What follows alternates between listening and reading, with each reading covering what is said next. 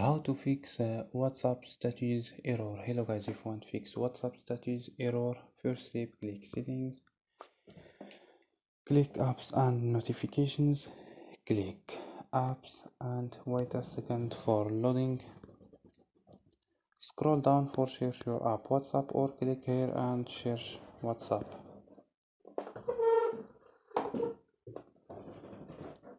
Click for stop and click OK and go to storage and click clear cache. After these steps, turn off Wi-Fi and turn on your Wi-Fi. So don't forget, like and subscribe. Bye.